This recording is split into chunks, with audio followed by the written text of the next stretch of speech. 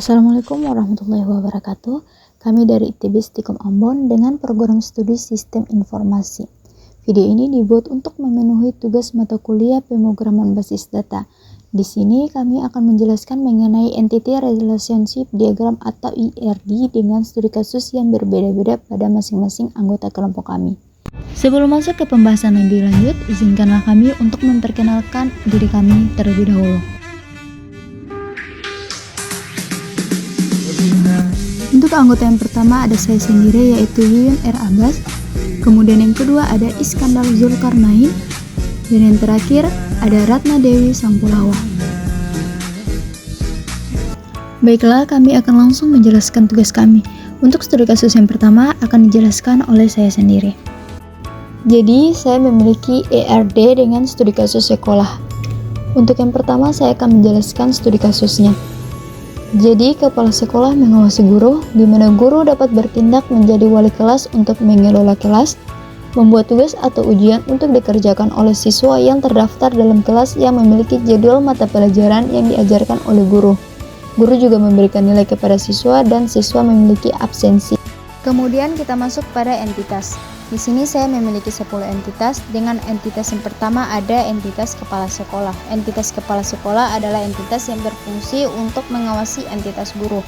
Entitas kepala sekolah memiliki beberapa atribut. Dengan atribut yang pertama ada ID Capsek, tipe string berperan sebagai primary key dan memiliki size 20. Kemudian nama tipe string size 40, alamat tipe string size 50, dan telepon tipe string size 15. Lalu email tipe varchar size 20 dan yang terakhir ada NIP tipe string berperan sebagai foreign key dan memiliki size 20. Yang kedua ada entitas guru. Entitas guru adalah entitas yang berfungsi untuk menjadi walkas, mengajarkan mata pelajaran, membuat tugas atau ujian kepada siswa dan memberikan nilai kepada siswa. Entitas guru memiliki beberapa atribut. Atribut yang pertama ada atribut NIP dengan tipe string berperan sebagai primary key dan memiliki size 20. Kemudian ada nama tipe string dan size 40, alamat dengan tipe string dan size 50, telepon dengan tipe string dan size 15, lalu ada email dengan varchar dan size 20. Kemudian ada ID Walkes dengan tipe string berperan sebagai foreign key dan memiliki size 20. Yang ketujuh ada ID tugas atau ujian dengan tipe string berperan sebagai foreign key dan memiliki size 20. Kemudian ada ID nilai dengan tipe string berperan sebagai foreign key dan memiliki size 20. Lalu yang terakhir ada ID mapel dengan tipe string berperan sebagai foreign key dan memiliki size 20. Kemudian yang ketiga ada entitas wali kelas. Entitas wali kelas adalah entitas yang berfungsi untuk mengelola kelas. Entitas wali kelas memiliki beberapa atribut. Atribut yang pertama ada ID Walkes dengan tipe string berperan sebagai primary key dan memiliki size 20. Yang kedua ada nama dengan tipe string dan size 40. Yang ketiga alamat tipe string size 50. Yang keempat telepon tipe string size 15. Yang kelima ada email dengan tipe varchar size 20. Dan yang terakhir ID kelas dengan tipe string berperan sebagai foreign key dan memiliki size 20. Yang keempat ada entitas siswa. Entitas siswa adalah entitas yang terdaftar di kelas, memiliki absensi dan mengerjakan tugas atau ujian yang dibuat oleh guru, kemudian mendapatkan nilai yang diberikan oleh guru. Entitas siswa memiliki beberapa atribut. Dengan atribut yang pertama ada NIS, tipe integer berperan sebagai primary key dan memiliki size 20. Yang kedua nama, tipe string size 40. Yang ketiga alamat, tipe string size 50. Yang keempat jenis kelamin, tipe string size 15. Dan yang kelima ada email, tipe varchar size 20. Dan yang keenam ada tanggal lahir, tipe D dan size 15. Yang ketujuh ada atribut ID kelas dengan tipe string berperan sebagai foreign key dan memiliki size 20. Yang terakhir ada ID tugas atau ujian dengan tipe string berperan sebagai foreign key dan memiliki size 20. Kemudian yang kelima ada entitas mata pelajaran. Entitas mata pelajaran adalah entitas yang diajarkan oleh guru dan terdaftar di dalam jadwal. Entitas mata pelajaran memiliki dua atribut. Atribut yang pertama ada ID mapel, tipe string berperan sebagai primary key dan memiliki size 20. Kemudian yang kedua ada nama mapel dengan tipe string dan size 40. Yang keenam ada entitas nilai. Entitas nilai adalah entitas yang diberikan oleh guru kepada siswa. Entitas nilai memiliki atribut yang pertama ada ID nilai dengan tipe string berperan sebagai primary key dan memiliki size 20. Yang kedua NIS dengan tipe integer berperan sebagai foreign key dan memiliki size 20. Yang ketiga ID kelas dengan tipe string berperan sebagai foreign key dan memiliki size 20. Yang keempat ID tugas atau ujian dengan tipe string berperan sebagai foreign key dan memiliki size 20. Yang terakhir ada atribut nilai dengan tipe string dan size 10. Kemudian yang ketujuh ada entitas kelas. Entitas kelas adalah entitas yang dikelola oleh Wildcast dan entitas yang memiliki jadwal. Entitas kelas juga entitas yang dimana entitas siswa terdaftar di dalamnya. Untuk entitas kelas memiliki dua atribut. Atribut yang pertama ada ID kelas dengan tipe string berperan sebagai primary key dan memiliki size 20. Dan yang kedua ada atribut nama kelas dengan tipe string dan size 20.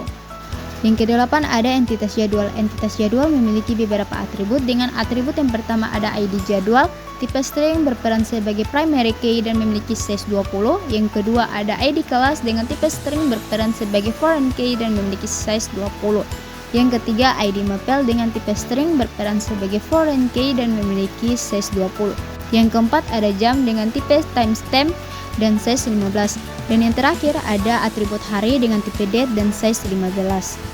Kemudian yang kesembilan ada entitas tugas atau ujian. Entitas tugas atau ujian adalah entitas yang dibuat oleh guru untuk dikerjakan oleh siswa. Entitas tugas atau ujian sendiri memiliki beberapa atribut. Dengan atribut yang pertama ada ID tugas atau ujian dengan tipe string berperan sebagai primary key dan memiliki size 20. Yang kedua atribut judul tipe string size 40. Yang ketiga atribut jenis dengan tipe string dan size 30. Yang keempat atribut deskripsi dengan tipe string dan size 30. Kemudian yang terakhir ada atribut tanggal dengan tipe date dan size 15.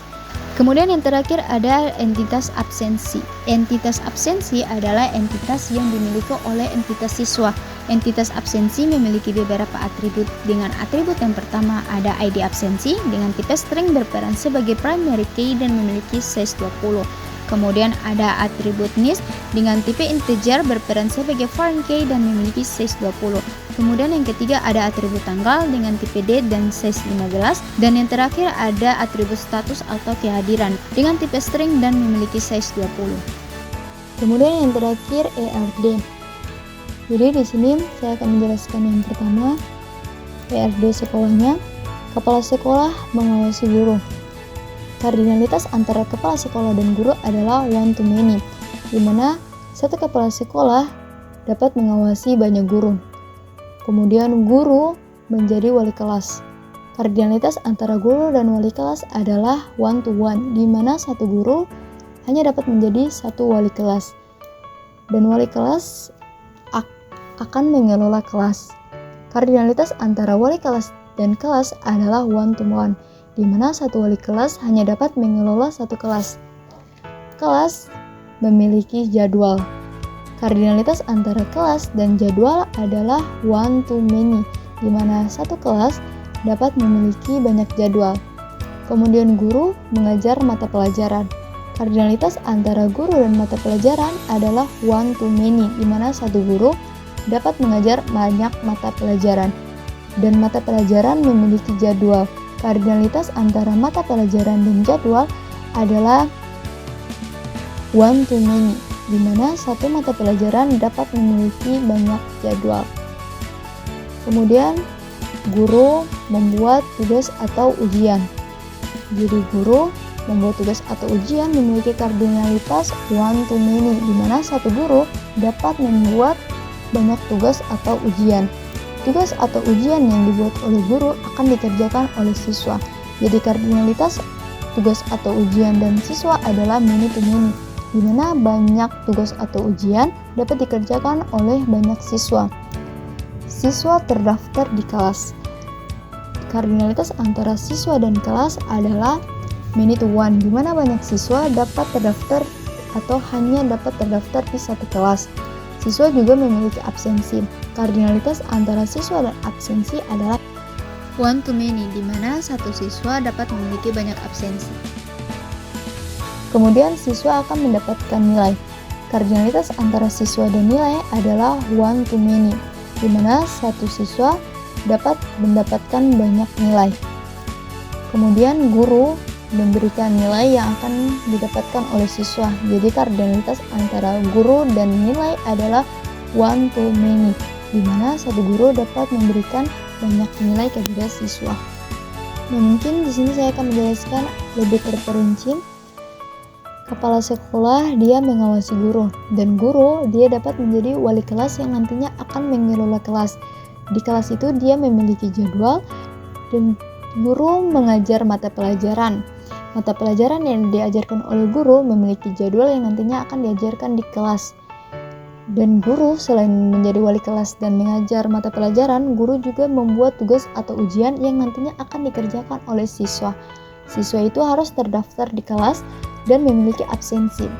Setelah itu dia akan mendapatkan nilai dari guru atau guru akan memberikan nilai kepada siswa tersebut. Oke, itu saja dari saya. Sekian dan terima kasih. Nah, selanjutnya ada Iskandar Zulkarnain yang akan menjelaskan studi kasusnya. Di sini saya akan menjelaskan sedikit pembahasan saya tentang IRD monitoring pembayaran pajak. Agar tidak berlama-lama lagi, mari kita saksikan video pembahasannya. Oke, di sini bisa dilihat studi kasusnya yaitu monitoring pembayaran pajak. Lanjut ke materi selanjutnya. Pada slide selanjutnya ini ada pengertian monitoring pembayaran pajak. Entity Relationship Diagram atau IRD monitoring pembayaran pajak mengacu pada representasi grafis dari hubungan antara entitas, seperti wajib pajak, jenis pajak, transaksi pembayaran, dan lain-lain. Dalam konteks sistem atau aplikasi yang digunakan untuk memantau dan mengelola proses pembayaran pajak, IRD ini membantu dalam memvisualisasikan bagaimana entitas-entitas ini terhubung satu sama lain dan bagaimana informasi mengalir antara mereka dalam konteks sistem yang dimaksud. Oke, slide selanjutnya. Di sini ada manfaat monitoring pembayaran pajak yang dimana ia memiliki 3 poin, dengan poin pertama yaitu pemahaman proses bisnis. IRD membantu dalam memahami secara visual bagaimana proses pembayaran pajak berlangsung dari awal hingga akhir. Ini mencakup entitas seperti wajib pajak, jenis pajak, pembayaran, dan penerimaan. Poin kedua yaitu perancangan basis data yang efisien. Dengan melihat IRD, kita dapat merancang struktur database yang efisien dengan tabel-tabel entitas yang tepat, atribut yang diperlukan, dan relasi yang jelas antar entitas. Poin yang ketiga, pemantauan dan pengendalian. IRD membantu dasar untuk membangun sistem pemantauan yang efektif terhadap pembayaran pajak dengan memungkinkan pengawasan yang lebih baik terhadap proses dan transaksi yang terjadi. Oke, next. Oke, di slide selanjutnya ada entitas dan atribut, yang dimana entitas yang pertama yaitu daerah pemantauan dengan atribut 1, ID daerah dengan tipe data IN ukuran 25 primary key. Atribut yang kedua yaitu nama daerah dengan tipe data varchar ukuran 35. Atribut yang ketiga yaitu lokasi dengan tipe data varchar ukuran 50. Atribut yang keempat yaitu keterangan dengan tipe data teks ukuran 100. Lanjut pada entitas yang kedua yaitu pengawas, yang dimana memiliki atribut 1, ID pengawas dengan tipe data IN ukuran 20 primary key. Atribut yang kedua yaitu nama dengan tipe data varchar ukuran 45. Atribut yang ketiga yaitu alamat dengan tipe data varchar ukuran 30. Atribut yang keempat adalah telepon dengan tipe data varchar ukuran 15. Atribut yang kelima yaitu ID daerah dengan tipe data IN ukuran 25 foreign key. Entitas yang ketiga yaitu data TLTB atau tingkat layanan tenaga buruh, yang dimana memiliki atribut 1, ID layanan dengan tipe data IN ukuran 30 primary key. Atribut yang kedua yaitu nama layanan dengan tipe data varchar ukuran 50.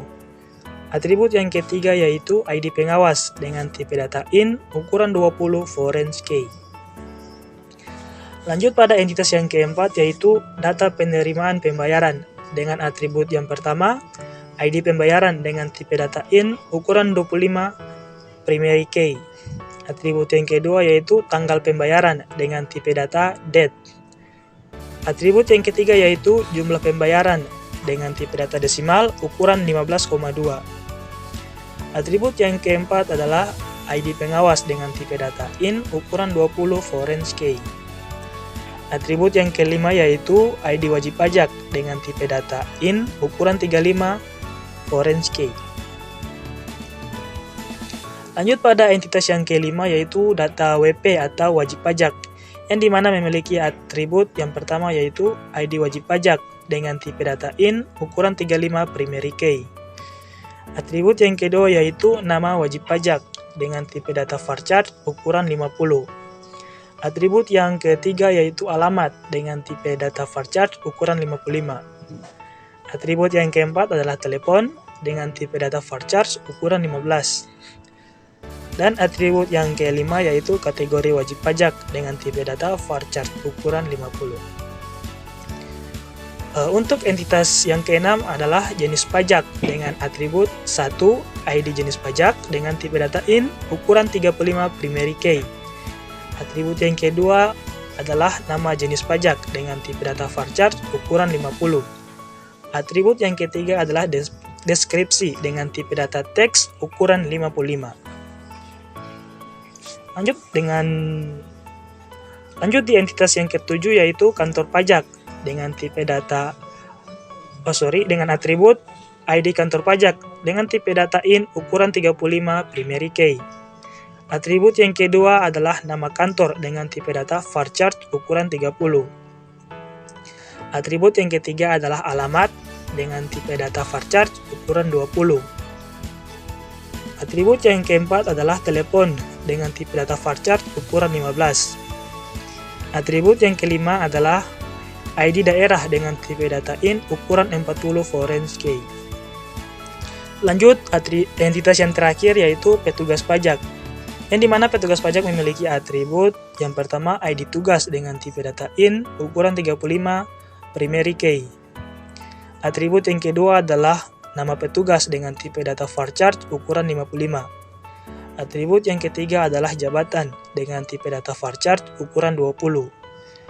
Atribut yang keempat adalah telepon dengan tipe data varchar ukuran 15. Dan yang terakhir atribut kelima yaitu ID kantor pajak dengan tipe data IN ukuran 30 foreign key.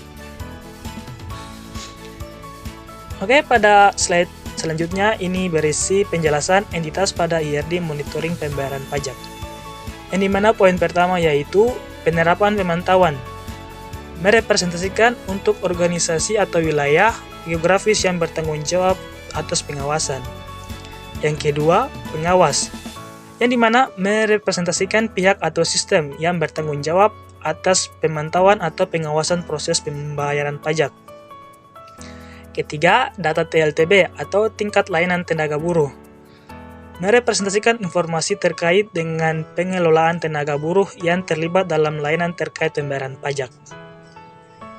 Yang keempat, data penerimaan pembayaran, merepresentasikan entitas atau individu yang menerima pembayaran pajak dari wajib pajak. Yang kelima, wajib pajak, komponen yang merepresentasikan individu atau badan hukum yang berkewajiban membayar pajak kepada pemerintah. Lanjut ke 6, jenis pajak, yang dimana merepresentasikan berbagai kategori pajak yang dapat dikenalkan kepada wajib pajak. Entitas ini membantu dalam mengelompokkan pembayaran pajak berdasarkan tipe pajak yang dibayar. Lanjut 7, kantor pajak, komponen yang merepresentasikan organisasi atau badan yang bertanggung jawab atas administrasi dan pengumpulan pajak. Yang terakhir 8, petugas pajak, merepresentasikan individu yang bekerja di kantor pajak dan bertanggung jawab atas administrasi serta pengelolaan pajak. Oke, ini adalah bentuk IRD dari monitoring pembayaran pajak. Oke, sebentar saya zoom agar bisa memperjelas sedikit.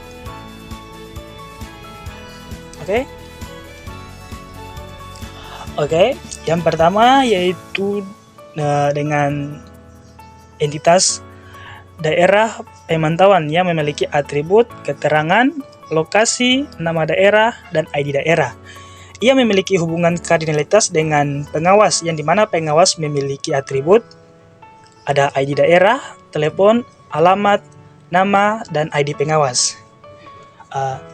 Pada hubungan kardinalitas antara daerah pemantauan dan pengawas, ini adalah one to many, karena satu daerah memiliki banyak pengawas. Oke, lanjut dengan hubungan antara pengawas dengan data TLTB atau tingkat layanan tenaga buruh, yang dimana pada data TLTB ini memiliki atribut, ada ID pengawas, ada tingkat layanan, nama layanan, dan ID layanan. Hubungan kardinalitas antara pengawas dengan data TLTB adalah one to many, karena satu pengawas dapat mengawasi banyak data tingkat layanan tenaga buruh. Oke, lanjut.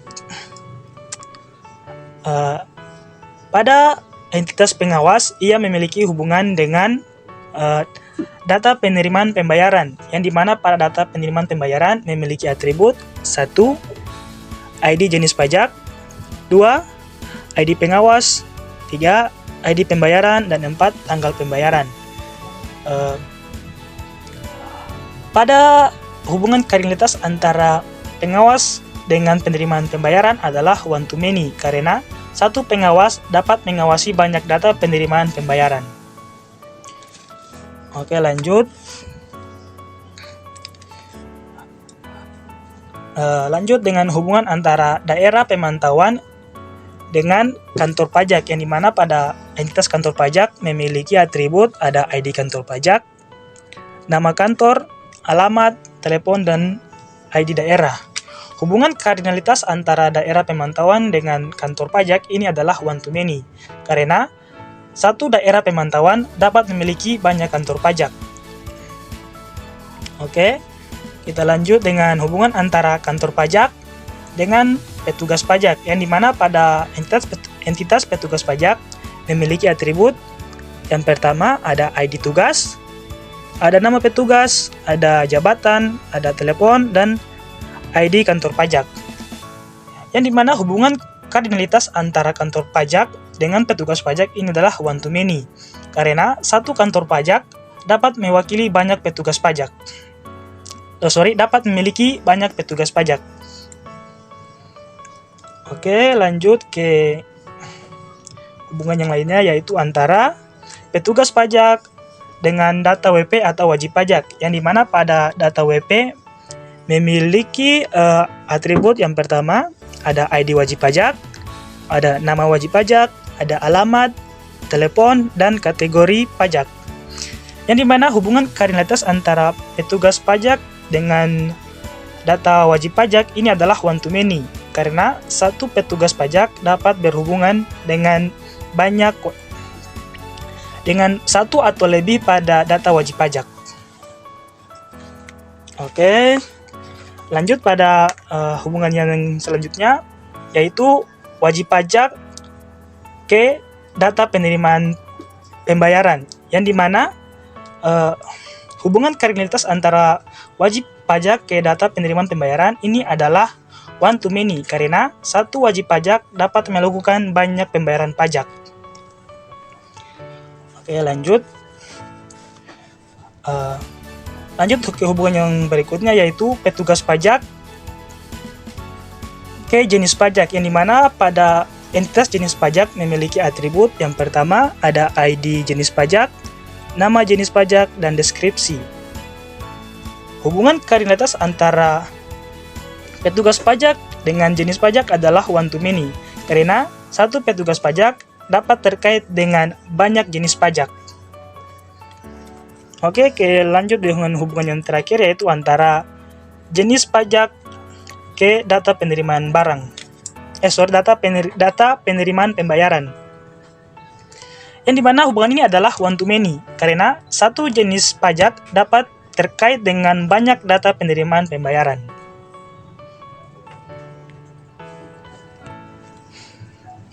Oke, terima kasih. Mungkin itu saja yang bisa saya sampaikan. Baik, selanjutnya ada Ratna yang akan menjelaskan studi kasusnya. Oke, assalamualaikum warahmatullahi wabarakatuh. Sini saya akan menjelaskan sedikit mengenai sistem manajemen hotel beserta IRD-nya. Baik, untuk tidak membuang banyak waktu, kita langsung saja ke materinya. Pengertian dan tujuan dari sistem manajemen hotel. Sistem manajemen hotel adalah perangkat lunak yang digunakan untuk mengelola operasi sehari-hari di hotel ataupun di penginapan. Sistem ini mencakup berbagai fungsi seperti reservasi kamar, check-in dan check-out, tamu, manajemen inventaris, penjadwalan staf, pelacakan layanan kamar, dan penagihan. Tujuan utama dari sistem manajemen hotel adalah untuk meningkatkan efisiensi operasional, meningkatkan pengalaman tamu, dan memaksimalkan pendapatan hotel. Manfaat sistem manajemen hotel. Di sini ada 4 poin. Poin yang pertama ada peningkatan efisiensi operasional. Untuk mengoptimatiskan banyak tugas rutin seperti pemesanan, check-in, check-out, dan manajemen inventaris sehingga staf dapat fokus pada pelayanan tamu. Poin yang kedua ada pengelolaan reservasi yang lebih baik. Ini memungkinkan pemantauan dan pengelolaan reservasi secara real time, mengurangi risiko overbooking atau double booking. Poin yang ketiga ada peningkatan pengalaman tamu. Ini untuk memastikan layanan yang cepat dan akurat, mulai dari check-in hingga check-out, serta memungkinkan personalisasi layanan berdasarkan preferensi tamu. Poin yang terakhir ada manajemen staf yang efektif. Ini untuk mempermudahkan penjadwalan dan juga pemantauan kinerja staf serta memastikan ketersediaan sumber daya manusia yang memadai sesuai dengan kebutuhan. Selanjutnya kita masuk ke entitas. Di sini entitas yang pertama ada tamu dengan atribut. Yang pertama ada ID tamu dengan tipe data INT ukuran 25. Atribut yang kedua ada nama dengan tipe data varchar ukuran 100. Atribut yang ketiga ada alamat dengan tipe data varchar ukuran 200. Atribut yang keempat ada nomor telepon dengan tipe data varchar ukuran 15. Atribut yang kelima ada email dengan tipe data varchar ukuran 100. Selanjutnya entitas yang kedua ada kamar.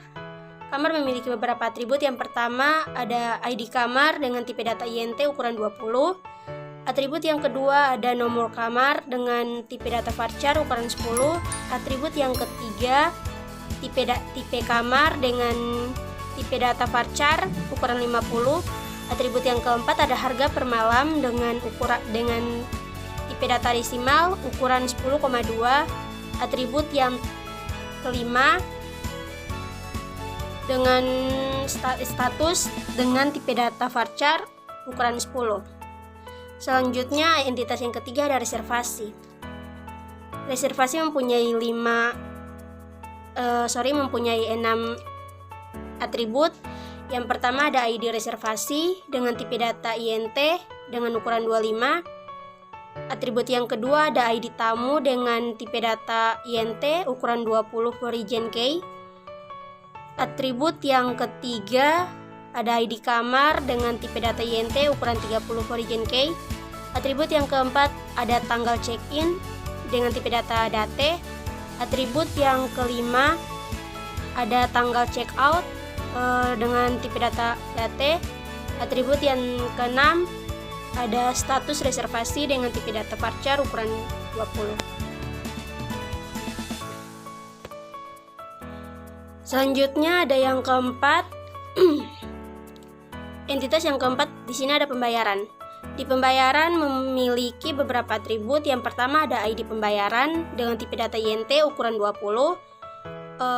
Atribut yang kedua ada ID reservasi dengan tipe data INT ukuran 25 for region K.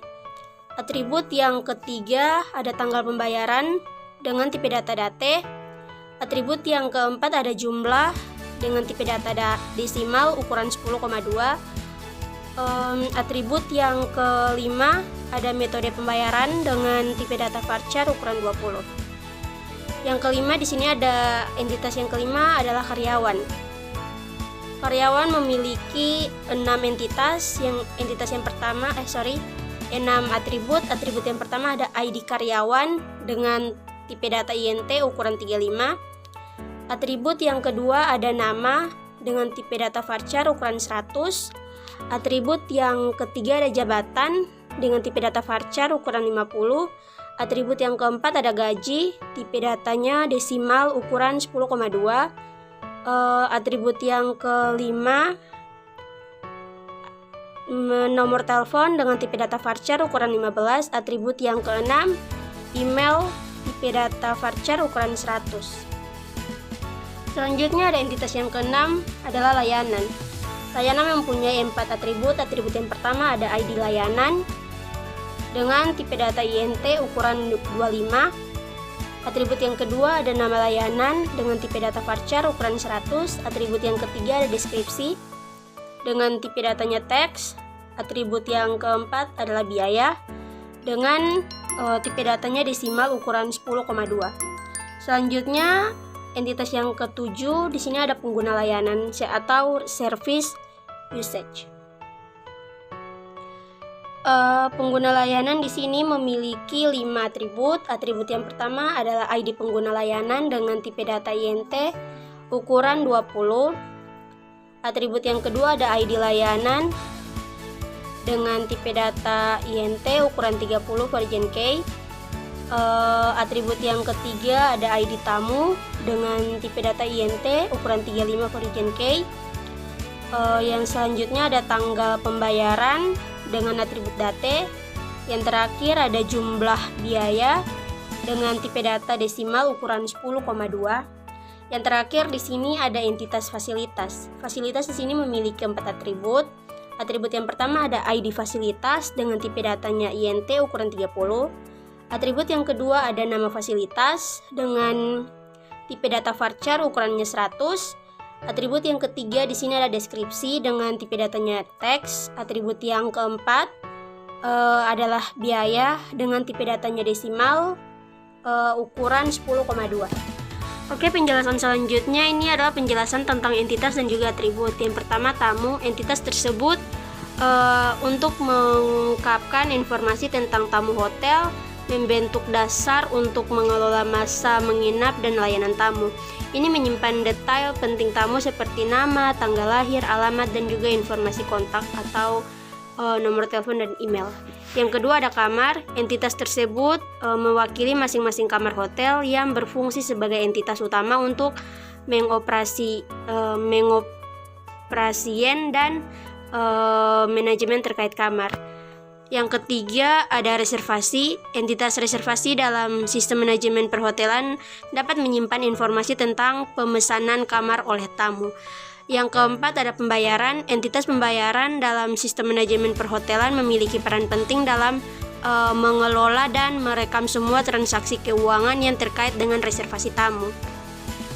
Selanjutnya ada karyawan. Entitas karyawan mencangkup informasi tentang semua individu yang bekerja di hotel dalam berbagai peran dan tanggung jawab. Atribut-atribut dalam entitas ini memberikan detail tentang identitas, posisi kerja, dan informasi kontak dari setiap karyawan. Yang keenam ada pelayanan. Entitas layanan mencangkup semua jenis layanan yang tersedia di hotel untuk meningkatkan kenyamanan dan pengalaman tamu. Selanjutnya yang ketujuh ada pengguna layanan. Pengguna layanan adalah individu atau entitas yang memanfaatkan atau menggunakan layanan yang disediakan oleh suatu sistem, organisasi, atau perusahaan. Yang terakhir adalah fasilitas. Entitas fasilitas mencangkup semua jenis infrastruktur dan layanan yang tersedia di hotel untuk meningkatkan pengalaman tamu selama menginap. Informasi tentang setiap fasilitas disimpan dalam entitas ini untuk memudahkan penawaran dan manajemen fasilitas kepada tamu. Saya akan menjelaskan mengenai tentang IRD saya. Yang pertama ada tamu. Tamu memiliki atribut berupa ID tamu, nama, alamat, nomor telepon, dan juga email. Tamu memiliki kamar. Kamar memiliki atribut berupa ID kamar, nomor kamar, tipe kamar, harga per malam, dan juga status. Pada hubungan kardinalitas antara tamu dan kamar ialah one-to-one. Selanjutnya, untuk mendapatkan kamar kita perlu melakukan reservasi.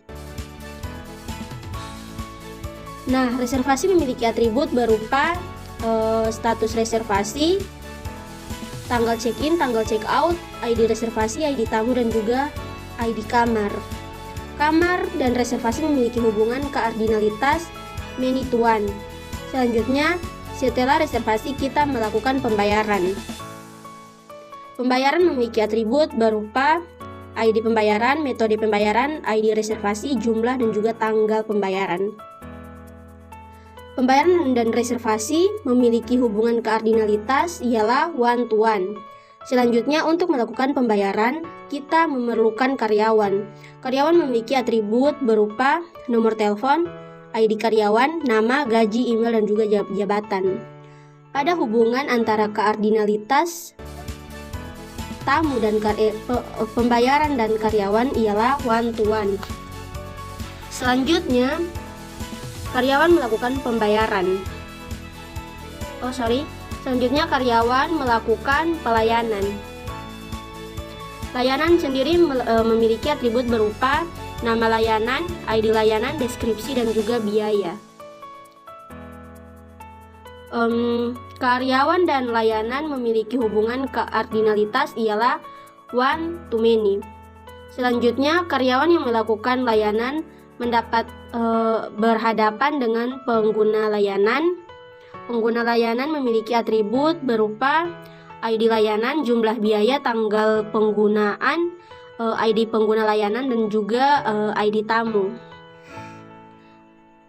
Layanan dan pengguna layanan memiliki hubungan keardinalitas ialah one to many. Selanjutnya, kemudian ada pengguna layanan mendapatkan fasilitas. Fasilitas sendiri memiliki atribut berupa nama fasilitas, ID fasilitas, deskripsi, dan juga biaya.